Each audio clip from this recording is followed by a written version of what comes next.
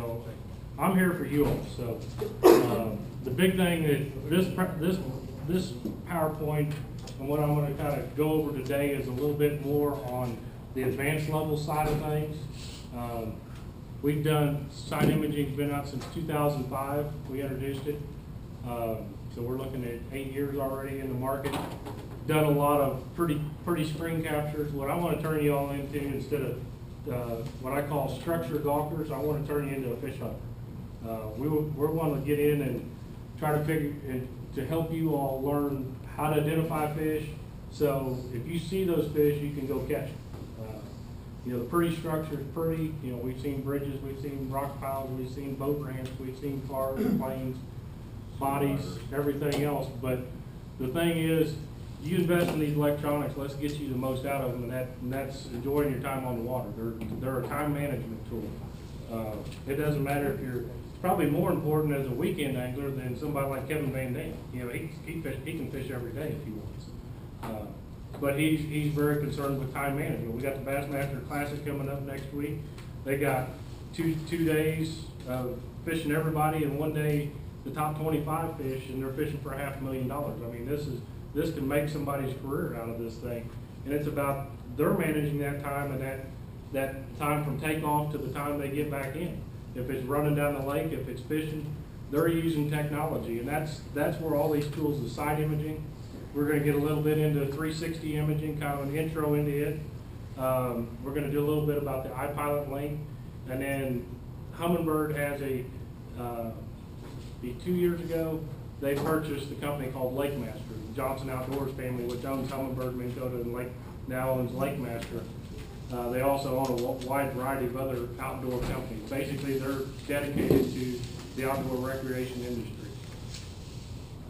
Lake Master has some features for Humminbird. It's an exclusive product. They have patent pending features that you can customize your map, and it's a tool that I've used with success to help me catch more fish. And that's kind of what I wanted to get into. The first thing, we've expanded our lineup this year. We've had our 798, the 898, 998, and 1198. This year we've added a 598.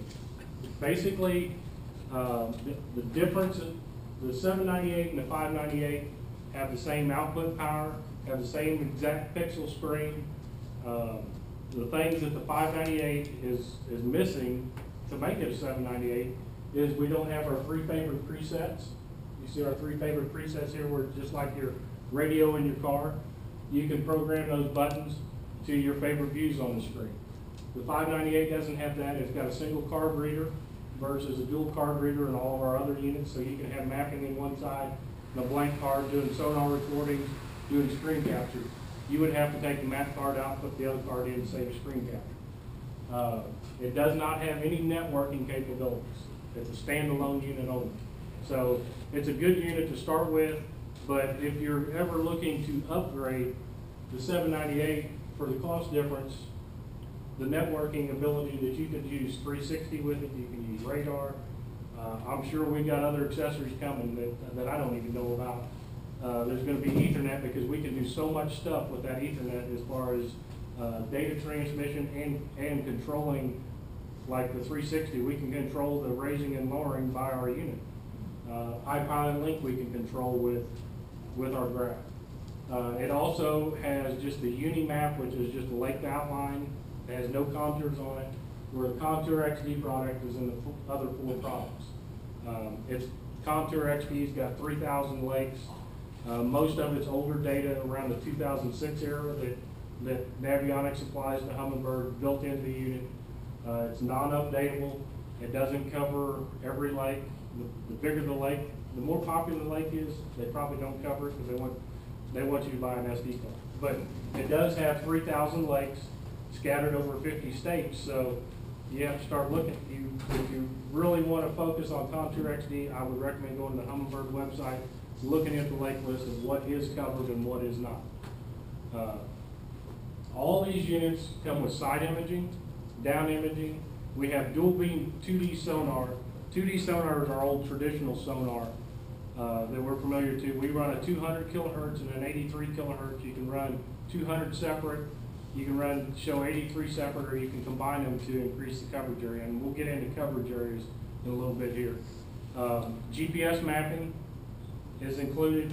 A 50-channel GPS receiver is standard equipment. It refreshes 4 times a second. That's the fastest standard equipment receiver on the market. There's no upcharge for that. It's internal or the external units. Internal receivers are on the 598 and the 798.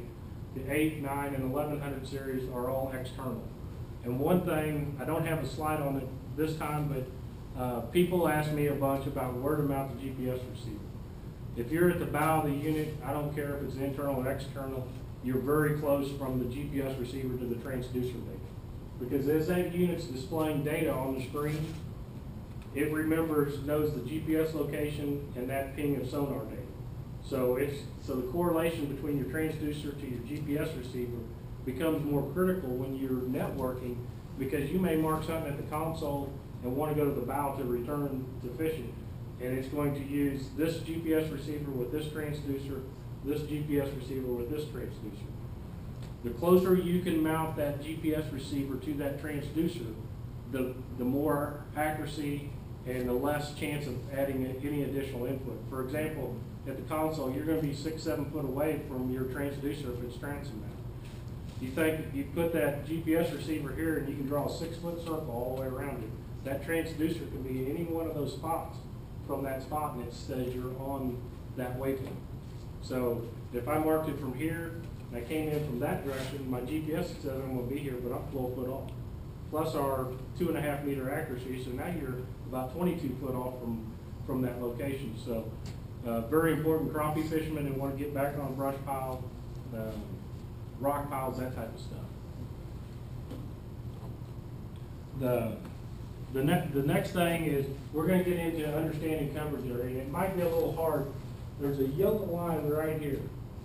Basically, side imaging, if we looked at it, if the boat's traveling this way, we're covering a very small slice of pie, totally from the water surface all the way underneath the boat, out to both sides. It's very narrow front to rear.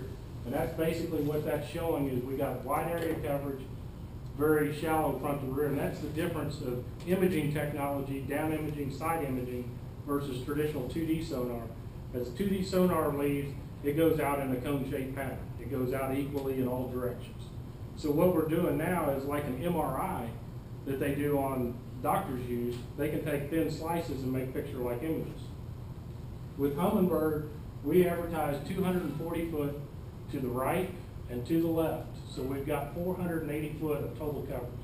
That's basically a football field, both end zones, and a little bit extra. If anybody watched the Super Bowl, the guy that ran down was a 106-yard run. He didn't cover as much. We can cover more distance in less time than he did. It doesn't matter if it's shallow water or deep water. With our sonar at our 455 kilohertz, which is what I'm going to focus a lot on, because of no lapse of coverage anywhere in the water column.